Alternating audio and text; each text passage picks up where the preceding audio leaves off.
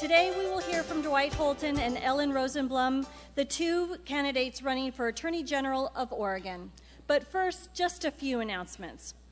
City Club's corporate and media partners are essential to the vitality and the sustainability of all of the club's many cherished activities. I wish to thank our generous media partners, including Oregon Business Magazine, for their deep commitment to our work. I would also like to extend our appreciation to the Friday Forum's spring season corporate sponsors, ESCO Corporation, Morel Inc., Northwest Natural, and Schwabe Williamson and Wyatt. We are grateful for your support.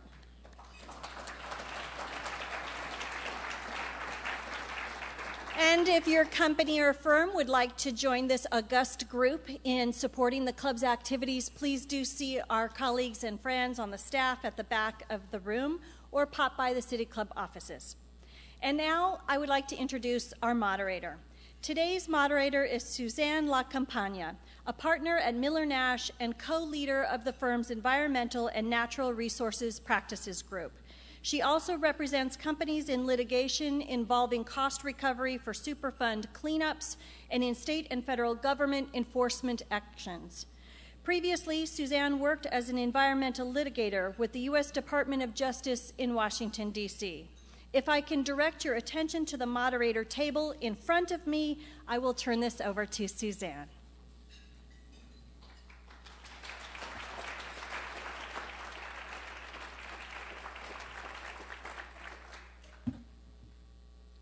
Thank you for the opportunity to be here today.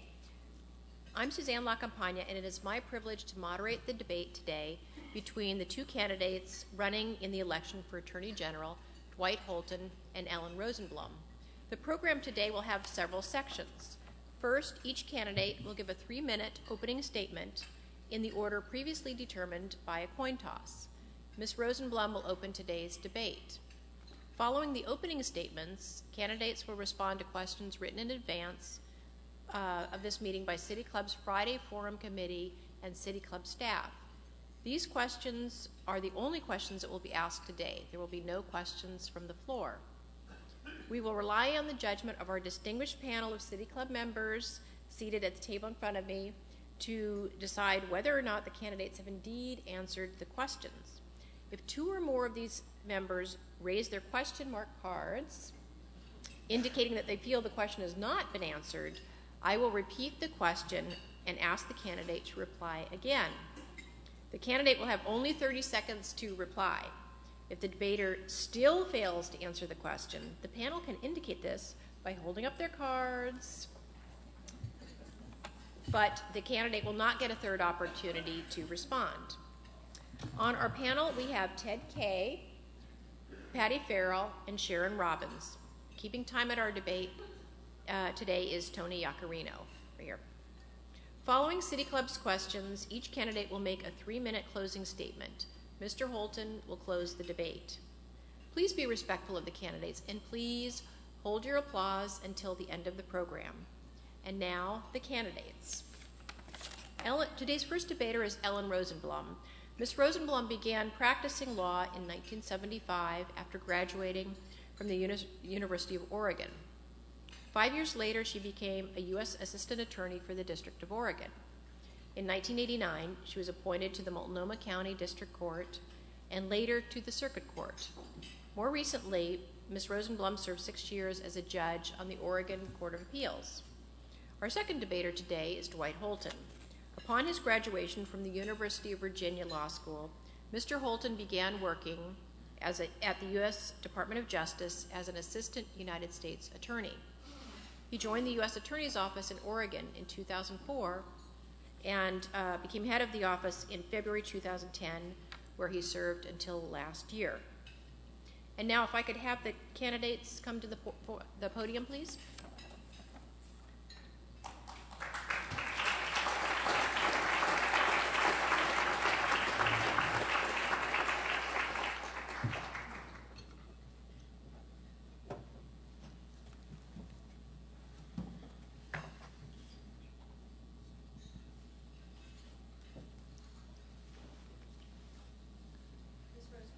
Your opening statement, please. Thank you. Good afternoon. As a member of this club, I want to thank you all for all you do to promote Portland and the larger Oregon community. You are truly one of the riches of our city. My name is Ellen Rosenblum, and I'm running to be your next Attorney General. I never planned on being a politician, but I've always been a fighter and a doer. And for the past 36 years, I've dedicated my professional life and much of my non-work time to the people of this great state. Oregon is my home. This is where my husband Richard and I met and raised our family. He's over there with part of our family, Kate. Since my education at the U of O, I've spent my entire professional career in Oregon as a lawyer, a prosecutor, and a judge. As a lawyer, I represented children, small business owners, and working men and women. I took criminal appointments in juvenile court and adult court. I even handled important cases for Ken Kesey down in Eugene and his family. As a federal prosecutor in the United States Attorney's Office in Eugene and Portland and throughout the state, I took on financial fraud and other major criminal cases. I also went after violent criminals like bank robbers and extortionists. My career case involved protecting American jobs and manufacturing against a huge fraudulent steel dumping scheme perpetrated by a foreign company.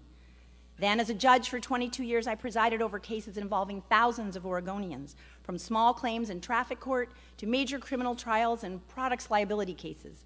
And in the process, I initiated many lasting community-based projects, including yesterday's Take Your Kids to Work Day at the courthouse here, and the Girl Scouts Beyond Bars program at Coffee Creek for girls and their incarcerated moms. And today, I'm running to continue to be a fighter and a doer. I'll protect and advocate for children in Oregon who suffer from abuse and neglect. I'll prosecute sexual predators and make sure our families have the child support that they need to thrive. I'll take on powerful interests, and I'll protect our citizens from scammers, abusive mortgage practices, identity thieves, polluters, and consumer ripoffs. And I'll fight for women, protecting our reproductive rights and health care. And that is what I mean when I say that I'll be the people's attorney who stands up for Oregon every single day. And this is why I'm running to be your next Attorney General. And I'm honored to have wonderful support of our leaders, Governor Barbara Roberts, Congressman Earl Blumenauer, Attorneys General Hardy Myers and Dave Frohnmeyer, 2 former United States attorneys, Chris Olson and Charlie Turner, 13 former Oregon State Bar presidents, and 13 presidents of Oregon Women Lawyers, along with many other organizations, and 1,000 individuals who are supporting my candidacy financially right here in Oregon. I hope I can have your support too. Thank you so much. Mr. Holton, your opening statement. Thank you for having us today. It is great to be back at City Club. This is an extremely important election. For nearly 4 months now, Ellen and I have been having a conversation about the Department of Justice and the role of the Attorney General, and several things are very clear. First, we have a very different vision of what the job of Attorney General is. And second, we have a very different set of experiences for getting that job done. Some people will tell you that the primary job of the Attorney General is to serve as the governor's lawyer or the agency's lawyer, that this is essentially just a law firm that happens to represent the state. I don't believe that. This is the Oregon Department of Justice. And I take that word justice very seriously. We need an Attorney General who will wake up every day to go to work to fight for working families, for seniors, for vulnerable Oregonians, the people who all too often have the cards stacked against them. These folks think the system is rigged against them, and you know what? They're right. And that's why we need an Attorney General who will wake up every day to stand up for those who follow the rules and hold those who don't follow the rules accountable. Every politician will tell you that they are going to take on powerful interests. Here's the difference. I have a track record. It's what I've done my entire career, and it's the Attorney General's job that I'll do. For 15 years, I've been a tough prosecutor. I haven't been a referee. I've been in the fight. We prosecuted internet child predators to put them in jail and protect our children. We took on domestic abusers to get illegal firearms away from them and protect victims and keep them safe. We prosecuted more mortgage fraud scams than probably at any other time when I was United States Attorney, bankers, lenders, and others. We launched an environmental crimes initiative that more than tripled the number of cases we brought and became a national model for offices throughout the United States. And when I learned that prescription drug abuse kills 5 times as many people as murder in Oregon, I gathered the medical community, the law enforcement community, and the public health community and treatment communities, and we took action to end the epidemic. These are just examples of what is possible. What is possible if we have an attorney general with the right vision and the right experience to get the job done? I've earned the endorsement from Oregon's teachers because I believe the way to fight crime is to prevent it in the first place through effective early intervention, public education, and drug treatment. And I've earned the endorsement of every one of the 56 sheriffs and district attorneys who have weighed in this race because of my record of holding criminals accountable and corporate polluters accountable. And as of today, I'm proud to have the endorsement of the Oregonian, the Register Guard, the Mail Tribune, the East Oregonian, the Central Oregonian, the Medford Mail Tribune. What I love about this job is the opportunity it provides to wake up every day and fight for justice, to make a difference in people's lives. That's the kind of attorney general I will be for Oregon. And you don't have to wonder if this is just political rhetoric. I've got a track record to prove it. Thank you. We will now move to the portion of the program where I will ask questions prepared by the Friday Forum Committee. The candidates have not seen these questions in advance. All of today's questions will be addressed to both candidates, and each debater will have 60 seconds to respond. We will begin with Mr. Holton. Mr. Holton, list 3 reasons why you would vote for your opponent if you were not in this race, and 3 different reasons why you would vote for yourself over your opponent. 60 seconds, please. Ellen is thoughtful, she's a great mom, and she has a sense of fairness which we saw on display when she was a judge. The reason to vote for me is that I just have a very different vision of what this job is. Number one, I think this is an activist job where we need someone who goes to work every day to fight for working families, for people who have the cards stacked against them. Number two, I had the experience to get that job done. It's what I did when I was the United States Attorney for Oregon, whether it was standing up to get people together to tackle the problem of illegal firearms and domestic violence, or launch a civil rights initiative, or working together with people from broad communities to tackle bullying. Third, I've got the experience of a career of fighting on behalf of people, not being a referee. Ms. Rosenblum, your response. Dwight's a nice guy. He seems to be a great dad, and I think he seems to have learned a lot back east when he was working back there for most of his career, and that's a very good thing. I am an Oregonian. I am committed to looking very carefully at the resources of our government, looking seriously at public safety issues, and ensuring that we're all at the table to make it possible for our kids to be educated, for our healthcare system to thrive. I am going to be the one who looks out for the pocketbook and also for public safety. I have strong vision for consumer protection and advocacy in the state, and I'm the one with the experience, the knowledge, and the respect of the people of this state to do the job as Attorney General. Question to Ms. Rosenblum. On Tuesday, the Oregonian named marijuana as one of the defining issues in this race. Ms. Rosenblum, you recently toured a medical marijuana dispensary, while Mr. Holton, you have in the past authorized raids on medical marijuana farms. It is likely that the May ballot will have at least one measure in support of marijuana legalization. Would full legalization of marijuana help or hurt the state? And what role should the Attorney General play in this issue? Ms. Rosenblum. I'm proud to support the people of Oregon who have adopted many courageous pioneering laws from the time that I first was here with the bottle bill, land use planning, death with dignity, and now, of course, the Oregon Medical Marijuana Act. And so I'm pleased to have the support of those who believe in the people of Oregon and the will of the people to pursue laws that will help our most vulnerable citizens. And this is yet another one of those. There are many card holders suffering from cancer, suffering from illness, suffering from debilitating diseases who are benefiting from Oregon medical marijuana. And what I would like to see is I would like to see us move forward with the law that's had a somewhat bumpy ride. My opponent calls it a train wreck. I don't call it that. I say it's an adolescent with some growing pains. It's about 14 years old now, and we need to do the best that we can to ensure that those medical marijuana holders have safe access to the medicine that has been approved by the state and by their doctors for them to have. I'm not at all sure that that requires complete legalization of marijuana, but it does require that we look at this, that we enforce this law humanely and compassionately. Mr. Holton.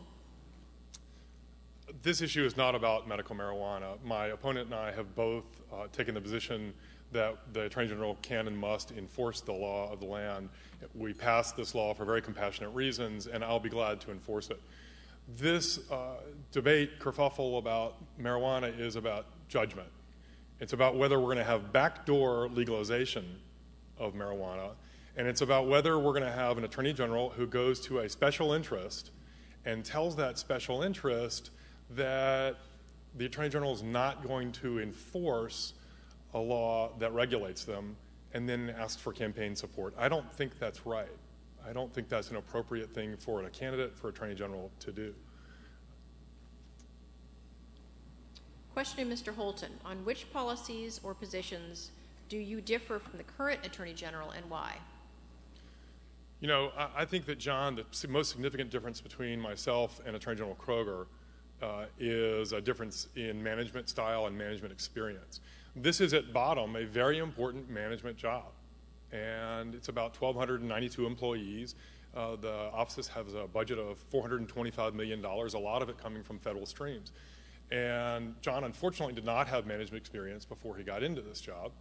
I had the good fortune to have managed a statewide law practice, statewide law enforcement office with over 100 people statewide and offices here in Eugene and Medford, and actually we have an office out in Portland as well. But there's also an important stylistic difference out in Pendleton. There's also an important stylistic difference. One is, John tends to look up and say, "There's a hill, we're taking it." And we're all supposed to run up the hill after John. I lived in Oregon a long time, and I know that's not really how we do things best. So my management style, I think I would best characterize as saying, there's a hill. I think we should get together and have coffee, talk about whether or not we're going to take that hill, and if so, I'd like your ideas on how we're going to do it. That's how I'd manage. Ms. Rosenblum. Mr. Kroger has emphasized environmental crimes. He's emphasized consumer protection.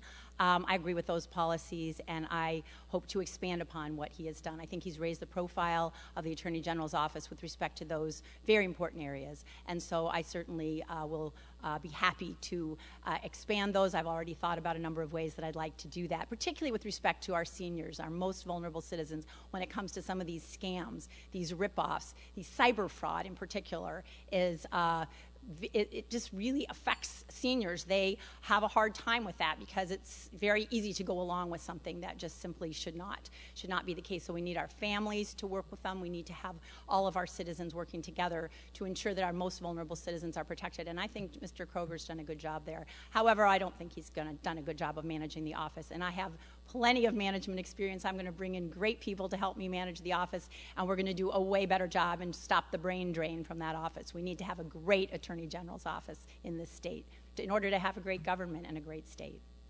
Question to Ms. Rosenblum. On an April 12th Oregonian article reported that 60% of Mr. Holton's campaign contributions came from out of state, while 72% of Ms. Rosenblum's contributions came from Oregon donors. Do these statistics have any relevance in deciding how to vote in this race? Please explain your answer. I'm running to be the Attorney General for the people of the state of Oregon, and I am very proud to have the support of so many Oregonians in my campaign. As I mentioned earlier, I have nearly 1,000 financial supporters, individual people who support me, who live right here and who vote and who have determined that they want to help me to become our next Attorney General. That, to me, is a major distinction between me and my opponent, whose money primarily has been coming from out of state. And I don't think that the people from out of state, as good as people they may be, have any notion of what the priorities here in Oregon should be. I've worked in state government for the last 22 years. I am very much aware of the problems of this state and the things that we have to do to move it forward. I know people. I have the respect. I have the knowledge of our state laws and our state government. I've worked in all three branches of government, and I intend to help move our state forward. And that's why I have the support of people here in Oregon, and my opponent does not have the kind of financial backing that I do right here, right at home, right in this room. Thank you. Mr. Holton, your response? I'm really proud to have the support of friends and family and colleagues I've worked with throughout the United States. Here's the simple fact. It takes a ridiculous amount of money to run for statewide office, and I'm proud to have support from people I've worked with, people like Paul Begala. You know, Paul Begala is a Democratic activist who wakes up every morning, and the first thought in his head is, how will I help middle-class people today? And that's what he does all day long, and then he goes to bed, and he's thinking about it when he goes to bed. I'm proud to have support of guys like Paul. I have the support of 3 former chiefs of staff to Hillary Clinton. You know, these are people I work with, people who've seen me in action. I'm proud to have their support.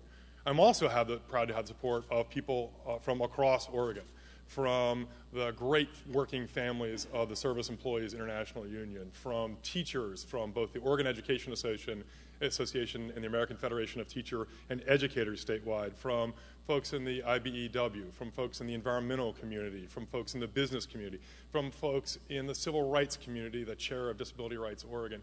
These are people who saw me in action and support me, and I'm proud to have their support. Question to Mr. Holton.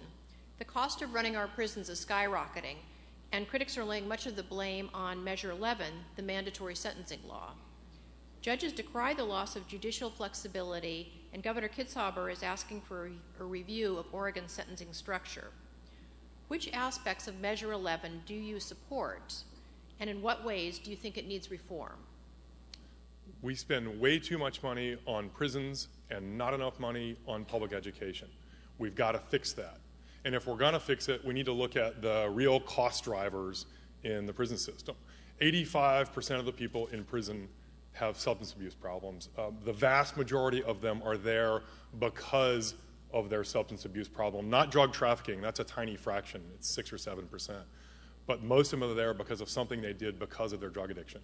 If we're going to tackle the problem, if we're going to flip it so we spend more money on public education and less on prisons, as we must, we've got to make treating drug addiction our principal priority, early education and public education investments. On Measure 11, Governor Klongoski began a conversation. I'm ready to lead the law enforcement community, which is so strongly behind me, to have a conversation about which aspects we should look at and what we don't need to fix. But we need to come at it from a tough and smart on-crime perspective. Ms. Rosenblum. When Mr. Holton appeared before the prosecutors to attempt to get their endorsement, which he did receive, he promised them that he would staunchly defend Measure 11. I've never said that because I understand how Measure 11 works. I was a judge before Measure 11. I was a judge after Measure 11. I've imposed Measure 11. I've affirmed Measure 11. And I've done everything I can to make sure that I've followed the law at every step of the way in my career. But folks, we're at a point right now where we have to have the Attorney General and our leaders in the state at the table to determine what we can do to reallocate our resources so that not only our kids can be educated, of course, that our health care can go forward as we hope it will, but also we need to do more to work in the area of prevention. We need to do more in terms of reentry. We send 4,500 inmates out of prison each year, and we don't have the funds and the resources to make sure that they're not going to reoffend within a month or less of the time that they get out. I will be the one at the table on corrections reform. I've been there. I've chaired governors' committees for years and years. I joke I had a life sentence to the Governor's Advisory Committee on Corrections, population forecasting. I will be there. I'm the one who understands this issue. Mr. Holton has never handled a single case in state court, and I've handled thousands. Question to Ms. Rosenblum. State law requires that 70% of punitive damages awarded by juries in private litigation must be dedicated to the general benefit of crime victims. The Crime Victims Compensation Fund, which recently yielded $56 million from a tobacco case, is administered by the Attorney General's office. Do you support the rationale for a crime victims fund, and how would you determine the allocation of these dollars? I absolutely do. The other night we had a forum with the Domestic Violence Sexual Assault Task Force, learned very much from those who advocate on behalf of victims. Of course, I already had quite a bit of experience in this area, but I've never ceased to be amazed and shocked by the statistics that I hear, which include 23,000 women and their children tried to get shelter in the past several years, in 2010, and were turned away. They were told where the best bridge might be to go sleep under rather than where they could obtain shelter. We have got to put our money where our mouth is. We need to put our money towards direct victim services, and that money that was diverted should not have been diverted, in my opinion. And not only that, it should not have gone to the overhead and to the bureaucracy of running the crime victim services, but rather to direct victim services. The statistics are shocking, and the role of the Attorney General is to ensure that the Victim Services Division works closely with our advocacy groups and sends that money where it belongs. Mr. Holton? Victim rights have been a priority for me for my entire career as a prosecutor for the last 15 years. It's something I've worked very hard on. It used to be that victims, if we thought of them at all, were an afterthought in the criminal justice system. When we flipped that, as we should, because it's why we're there in the first place. The $56 million from the Philip Morris suit was diverted, and here's what somewhere I disagree a little bit with John, and as an example of a difference in approach between me and John Kroger. I think that the Attorney General, in allocating this, to directly answer your question, Suzanne, needs to work very hard with stakeholders from the victim community about how that allocation happens. And I think a lot of my friends in the victim rights and victim support community felt they did not have that kind of conversation with Attorney General Kroger before the money was allocated in the recent Philip Morris case. That's what I think the Attorney General should do. You know, this is an investment. When we're putting this money in the hands of victims, we're helping them survive and helping them thrive so that we don't have to worry about other challenges down the road. Question to Mr. Holton. Citizens think that the Attorney General is the state's prosecuting attorney, a belief you both seem to be encouraging with ads claiming you'll protect citizens, when in fact this office holds many administrative responsibilities. Realistically, what is the percentage of time you would spend chasing criminals, and how much of the job would you spend running the state's legal office, and why? Look, I think the top priority for the Attorney General has to be making neighborhoods and communities safer and families stronger. There are a very important role there for the Attorney General in law enforcement and in other parts of the department. For example, on the law enforcement side, it's the Attorney General's job to provide legal assistance to district attorneys around the state in handling cases. I was talking to Ryan Jocelyn just the other day. He's the DA out in Eastern Oregon, and he's got basically a two-person office. He just indicted a double two-person 20-year-old homicide. He's going to need help with that case. Leadership's got to come from the Attorney General's office. But that role of protecting families, of making families safer and stronger, goes well beyond that. Take child support enforcement, for example. Nearly half of the people in the department work on child support enforcement. And every dollar we invest in child support enforcement puts $34 in the hands of a single parent trying to make it work, trying to get her or his kid ready for school so they can thrive. That's a huge part of the job. So let me answer and address the question about the administrative side. 30 seconds. A core mission of the department is providing excellent legal services to the state. The General Counsel offices does that and works with agencies throughout the state to provide excellent legal services. Here's, I think, the difference, and it shows the difference between me and my opponent. While I understand that's a core mission, my view is that if that's all you do, you've failed. Because there's so much more you can do taking the community leadership role and putting people together to address challenges, from civil rights and consumer protection to law enforcement and prevention. Truth Squad? Okay, Truth Squad doesn't think that was answered, so we go on to Ms. Rosenblum. I don't know where Mr. Holton ever got the idea that that's all I would do, but that is a really important part of the job. The General Counsel's office is one of the largest. There are actually 8 divisions in the Attorney General's office, and that is probably the biggest one. There's about 100 lawyers out of the 300 lawyers who work for the Attorney General. The rest of the staff of 1,200, or approximately, it's shrunk a little bit, in the last few years is actually non-lawyers. And so it's very important to be aware of the very important work that we do on behalf of our state agencies. For example, we give advice to the Department of Environmental Quality. We give advice to the Department of Human Services. Those are the folks who are at the front lines. Those are the ones who work with the caseworkers, who help protect our children, our most vulnerable children. They're the ones who make sure that our emissions controls are functional. They're the ones who help you get your licenses and your permitting. And if we don't give excellent legal advice, then we're in big trouble there. That's probably about half of the work of the Attorney General's office. The other half is very important work on behalf of our families, our children, our public safety, our consumer protection. So I hope I've answered the question a little bit more, at least directly, if not accurately, than my opponent. Question to Ms. Rosenblum. Do you aspire to personally appear in court to represent the state? If not, why not? And if so, what types of cases would warrant your personal involvement? I love being a lawyer. I've loved being a judge. I'm a very hands-on leader, but I also understand that the role of the Attorney General is to be the overall leader of the troops and the manager, and so I doubt very much that I will be in a position to be trying cases, much as I loved it throughout the years, and I've tried many, many cases in our state courts and our federal courts, and I've also handled many appeals in the Oregon Court of Appeals, the Supreme Court, and the Ninth Circuit back when I was doing practice before I became a judge. So I've loved doing it, and honestly, it would be very hard to turn down the opportunity to argue a case in the United States Supreme Court if the Solicitor General, who I will help prepare for that case, would like me to do it. I would certainly give it serious consideration, but I've got to be minding the store. This is a very big job, and I will make sure that I don't get distracted by the work that I hire the best people in Oregon, the best lawyers to do.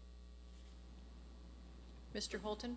So when I was United States Attorney leading the Federal Department of Justice offices throughout Oregon, I made the decision not to handle cases. We have about 60 lawyers who handles cases, and I thought it was important for the U.S. Attorney to set the tone in the office, to manage the office effectively, to do the kinds of things in the community that I've been talking about. And I worried that if I jumped into a particular case, it would, if it was a small case, it might give it undue importance if the U.S. Attorney was handling it. And if it was a big case, it might distort the case because it was the U.S. Attorney was involved. Now, I do think the role of the Attorney General is slightly different. I think as the top law enforcement officer for the state, when you have civil litigation matters that rise to the level of Supreme Court, I think it might well be appropriate. And the kind of priority, in answer to your question, that I would take is consumer protection, efforts to overturn Citizens United, and efforts to protect our law enforcement. Question to Mr. Holton. There's a lot of talk about programs to help underwater mortgage holders, but it sometimes seems like the banks hold all the cards. Recently, Attorney General Kroger said that he will sign a multi-state wrongful foreclosure settlement against the 5 largest mortgage lenders, but other AGs have refused to sign, arguing that this settlement doesn't protect enough homeowners. Do you agree with Mr. Kroger's decision to sign this settlement? And what more would you do to prevent foreclosures and help people stay in their homes? Well, I tell you that you're exactly right. The lenders do hold all the cards all too often. And if you look at the settlement that was signed, I think by 49 attorneys general, if not 50 now, actually, there is much to be disappointed in. For example, if you were wrongfully foreclosed upon, you will be compensated by the princely sum of $1,800 for all the stress, all the loss of sleep, all of the distress that this caused you. That's what you're entitled to. That's not enough. And there are pots of money that were created to help modifications and workouts. That's good. You know, if you call your lender right now and tell them you need a loan modification, they'll tell you miss 3 payments first and then call us back. When you call them back, you're in foreclosure, and they hold all the cards, and they're charging you foreclosure fees. It's a disaster. The governor just signed a bill which will give us tools that the Attorney General must police, must use to police to try and make sure that we are policing it. I would have signed on to the bill because California and New York and the other states that had the agreement, rather, the because the other states that had the wherewithal to help fight it weren't willing to go forward. Time's up. Ms. Rosenblum? I would have gone along with it. Yes, it's not perfect. It, first of all, only deals with 5 major banks, and there's lots of other banks, as we know, and there may be more coming down the pike. But it's very important to leverage our resources. We can't handle everything on our own. It's great that we have the opportunity to work with other attorneys general, and there are some fabulous attorneys general who worked on that case to help at least make it possible for our homeowners to obtain some sort of relief. But thankfully, there's still the potential for criminal and other intentional fraud cases to be brought that are even connected up with those 5 major banks. And also, Dwight mentioned the recent law that was passed by our legislature that the Attorney General is going to have a significant role in ensuring that the thousands of homeowners who are still facing foreclosure will have the opportunity to keep their homes through mediation, through housing counseling, and I'm going to be right at the front lines on that as your Attorney General, and that will be a top priority in the area of consumer protection. So I think it's a good thing, but it's not enough, and absolutely we need to make this right at the top of the list when we hit the job in maybe as early as July. Thank you.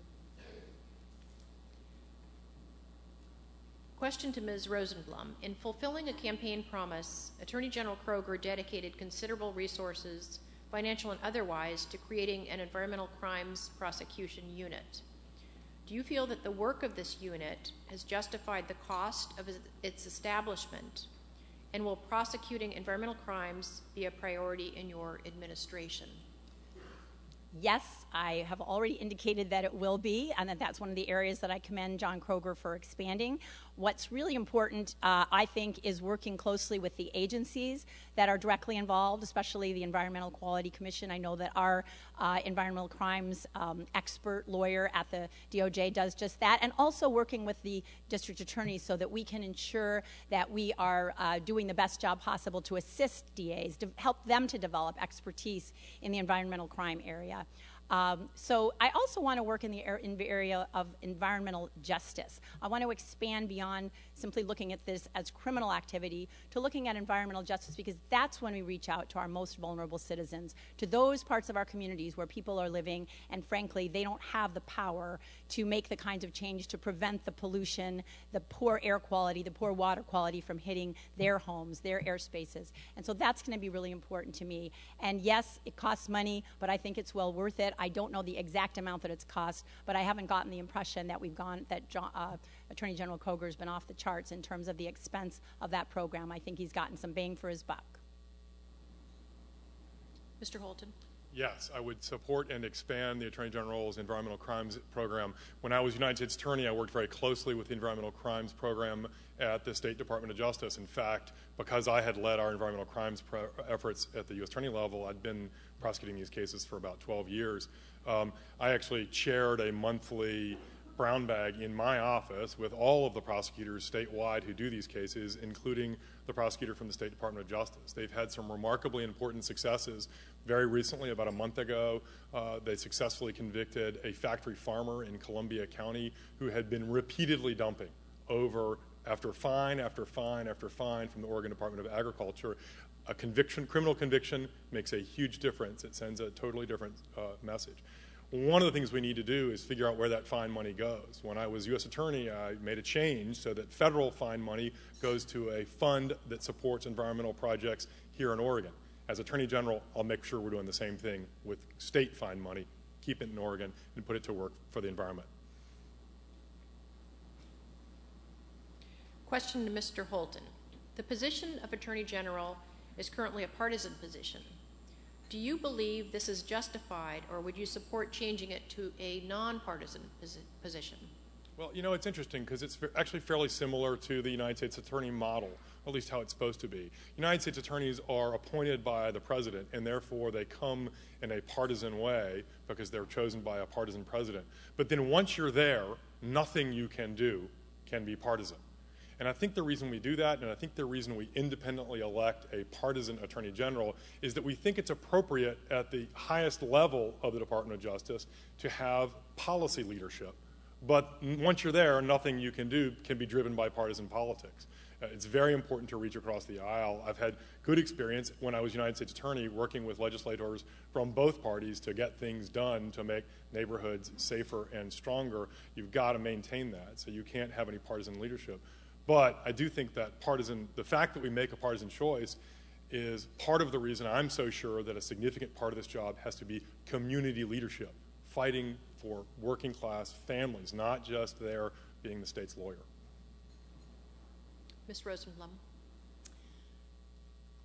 I am running as a Democrat, but I have spent my entire career as a judge as a nonpartisan office holder. I understand what it means to be fair, to be impartial, to treat everyone as you are the lawyer for the people and not a Democratic or Republican lawyer for the people.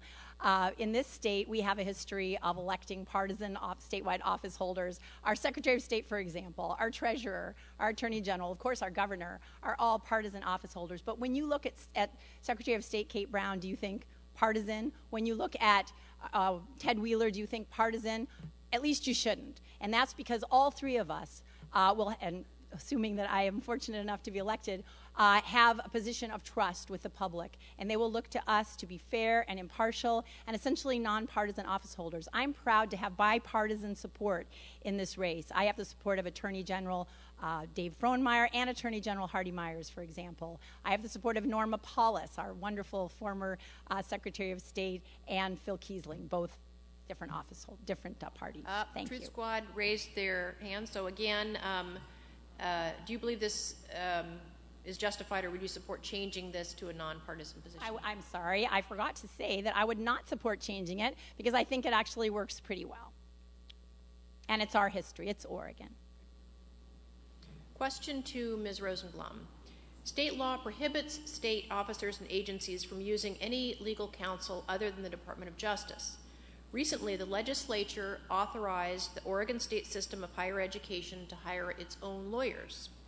Under what circumstances, if any, should state offices and agencies be free to engage counsel other than the Department of Justice? Well, there is a statute that allows the Attorney General to hire legal assistants and lawyers from outside of the Department of Justice when it is in the best interests of the public to do so. And given my concern over the course of my career, you can't work in the Oregon judicial system or legal system in our state without understanding the serious financial issues that we have. And we're always trying to make sure that we're using our resources to the best of our ability. So I'm not going to simply go out and hire outside counsel unless I know that we can't manage it inside. And that requires hiring great people on the inside and perhaps bringing back some of the people with the expertise that we've lost over the last 4 years to ensure that we're doing the best job for the people of Oregon. So I don't have any problem with hiring outside counsel if it's necessary in the best interest of the people, but I'll evaluate that. I'll discuss that with my managers before we take that step, because everything like that obviously costs money. We have great lawyers out there to help us, by the way, and I know some of you are probably in this room, so thank you for the assistance you've given. 30 seconds again. State offices and agencies, under what circumstances should they be free to engage counsel other than the Department of Justice? State offices and agencies. Oh, I'm so sorry. Circumstances? That was not exactly responsive, was it? Okay. Well, obviously the educational system in the state is really being revamped, and I think under those circumstances, it almost seems sometimes like it's outside of state government, but it's not. And so I do have some concerns about that. I actually would prefer that the Attorney General still had more of a role with higher education. I think especially given what the governor's initiative is, that we need to ensure that we're on the same page there. And I think it's going to be expensive. So I would like to see limited use of outside counsel by our state government and those agencies outside of the Attorney General's office. And oh dear, I thought I was doing better. He is. So I think there are two circumstances under which state offices, state agencies ought to be able to hire outside counsel. One is when there's a conflict of interest, which happens upon occasion where the Department of Justice has two clients, essentially, and you can't represent both of them because of ethical limitations. The second, and the reason that we move towards education, we move the university system to to hiring outside counsel is the legislature and the governor concluded that this was an area of particular expertise, where there were particular issues, not something where there was necessarily a body of effective knowledge in the Department of Justice, or where we could do better if we hired people with those special skills and special expertise. I'll give you an example on the education front: intellectual property and patents. The university systems rely very heavily on their intellectual property, and both as revenue, but also as a way to attract talent from the professor level to the student level, and to make those communities as great as they are. And I think that's part of what went into the legislature and governor's decision to decide that it was appropriate to essentially outsource the education lawyers for the education system. And I think it's appropriate. Question to Mr. Holton. The AG's office represents the Department of Human Services, through which many cases are prosecuted that involve vulnerable populations, including children and the elderly. What specific experience do you have in cases involving vulnerable populations, and do you see any changes that your administration would make in the way these cases are currently handled? Sure. I have had significant experience in prosecuting cases that involve vulnerable populations, from internet child predator cases that I both prosecuted and operations that I led as United States Attorney that affect our most vulnerable people and result in victimization that is almost endless, because when someone's victimized on the internet through child pornography, that just never goes away. I've also worked, I spent most of my time in the last 7 years doing complex fraud and securities fraud cases that affect vulnerable populations, including folks in the senior community who lost their entire savings. So working with DHS is something I'll be ready to do. When you ask about a specific about how to improve it, I've spoke to folks at DHS who get very frustrated with the billing system because they think that they have a disincentive to call the agency before a problem develops. So I'd like to look at ways we can change that so that the agencies don't get necessarily billed per hour, but have an incentive to come in early and consult with the Department of Justice so they get the problem right on the front end. Ms. Rosenblum. Glad to hear that my opponent thinks it's very important to have great legal advice by the Attorney General of our state agencies, and I would agree certainly with respect to the Department of Human Services. As I mentioned earlier, we work so closely with them, and they are taking care of our treasured children, and so we've got to make sure that our cases that get brought to court are upheld. I am the one who has the experience in this area from the time I represented kids in Lane County Juvenile Court back in the early part of my career, all the way up through serving as a judge, day in, day out, handling these cases involving our most vulnerable children and families, both in the juvenile delinquency arena as well as the dependency arena. And then as a member of the Oregon Court of Appeals, I was on panels day in and day out for the last 6 years. Every single case that's been appealed to the Oregon Court of Appeals that has involved children, vulnerable children, I have been involved in some way, shape, or form as a member of that 10-judge court.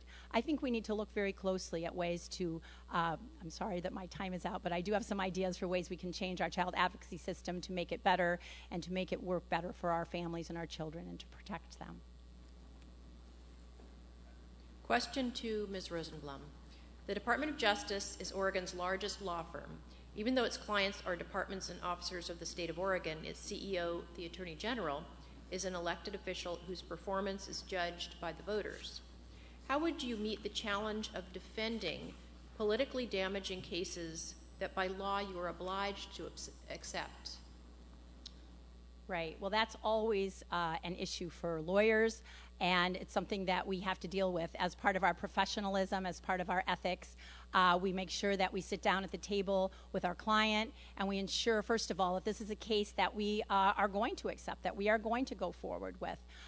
We need to evaluate the cost issues. We need to evaluate the chances of success. We need to ensure that the issues are those that the people of Oregon want us to take on. It is a complex job. There's conflicts of interest within the realm of the interests of the agencies as well as the interests of the people, and it's up to the Attorney General to demonstrate leadership, to demonstrate vision, to demonstrate will, and to work together in collaboration and in partnership with the client to make sure that the cases we take are the right ones and that they are the proper ones for the people of this state for us to pursue.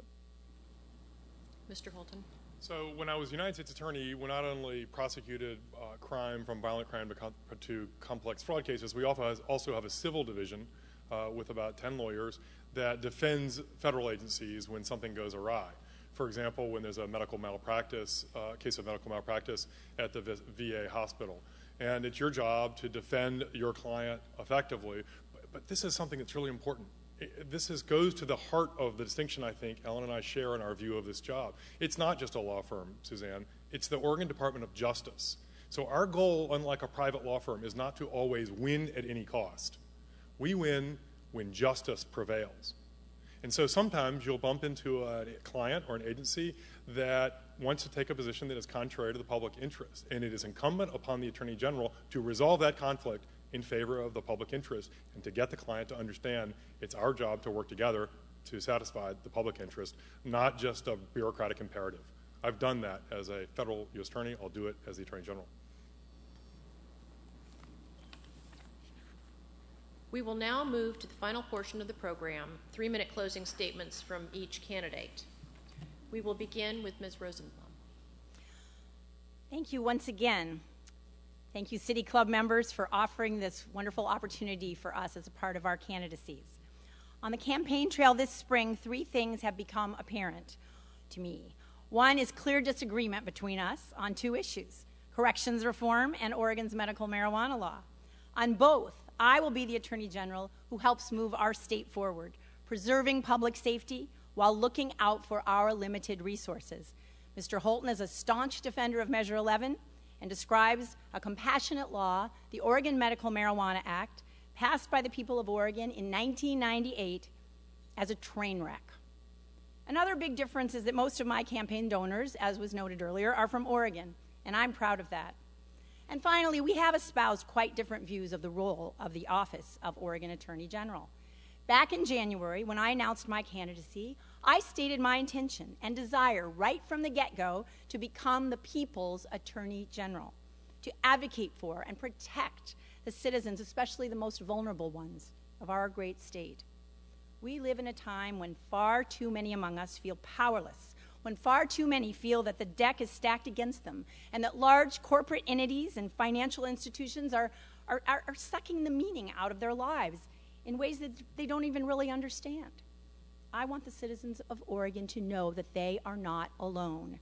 I want them to know there are more than 300 of the finest lawyers that you could find anywhere, and nearly 1,000 more of the most committed staff in Oregon looking out for their interests in the way they protect consumers, show concern for vulnerable families, fight mortgage fraud, protect our seniors, appreciate the issues that face small businesses, and always seek to secure and improve the wonderful environment that we all share.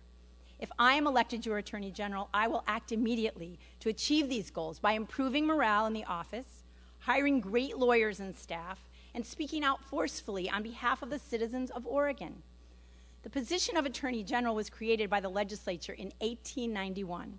Since that time, over 120 years ago, I'm the first woman ever to run for this office from a major party.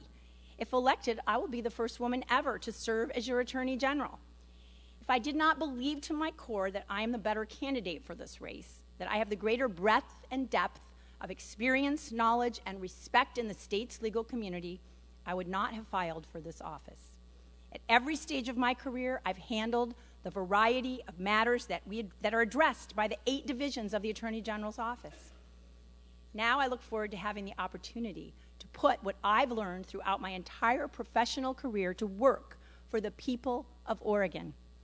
Thank you from the bottom of my heart for paying such close attention to this spring's election. And closing with Mr. Holton. Thank you. I grew up in a family that was steeped in the values of civil rights and justice. My mom and dad taught us that justice is something you have to fight for and that justice is worth fighting for, and I took that to heart. I've spent the last 15 years in the fight, from standing up for a child who needed an advocate so he could give a fair chance to succeed in school, to protecting domestic violence victims by keeping illegal firearms out of the hands of their abusers, to taking on powerful interests and winning the largest vessel pollution fine in the history of the Pacific Northwest. I haven't spent my time behind a desk or on a blue ribbon panel or on a task force. I've spent my time in the courtroom, prosecuting those who seek to take advantage of others. And as U.S. Attorney, I spent my time in communities throughout Oregon, working closely with law enforcement, with educators, with leaders to do a better job.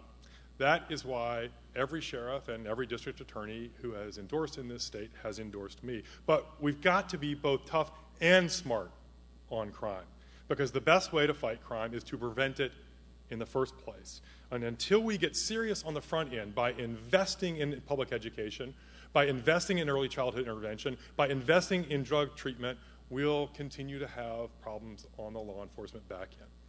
That's why I have the strong endorsement of Oregon's teachers. They know I'm the candidate who can lead the law enforcement community to the table to help us figure out ways to make changes so that we can start spending more money on public education and less on prisons. That's the kind of Attorney General I will be. I will wake up every day and fight for seniors, for working families, for vulnerable Oregonians, for the people who have the cards stacked against them. The Attorney General has tremendous capacity to bring people together to fix things and get them done. You need the right vision and the right experience, and you don't have to guess whether or not I have both. I've got a track record to prove it. You know, there are two types of people who run for office, in my experience. There are people who want to be something and people who want to do things. Now, people who want to be something tend to be patient. They want to see how things play out. People who want to do things are impatient. We are impatient for justice. We look out and we see people being taken advantage of, and we say, no, it is my job to fix that. That's the kind of Attorney General I'll be. Almost exactly 51 years ago today, Bobby Kennedy, then Attorney General, went down to Georgia and gave a speech on civil rights. And here is what he said. When it comes to civil rights, I will not stand by or be aloof. We will move. That was my guiding principle as the United States Attorney, not just on civil rights, but on protecting consumers, on fighting crime, on making people safe, and protecting and growing communities. If I'm your Attorney General, we will not stand by or be aloof. We will move. Thank you. I hope to earn your support. That wraps up our forum for today. As our president returns to the stage, let's give today's debaters a big round of applause.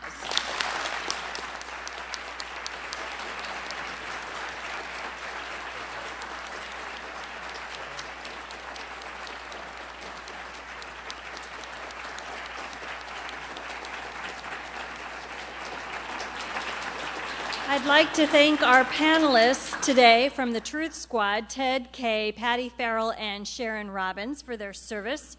Also, a thank you to our inimitable timekeeper, Tony Yacarino. Special thank you to our moderator, Suzanne La Campagna. And of course, our greatest appreciation to today's debaters, Dwight Holton and Ellen Rosenblum. Please join us next week for a discussion about domestic violence. We are adjourned.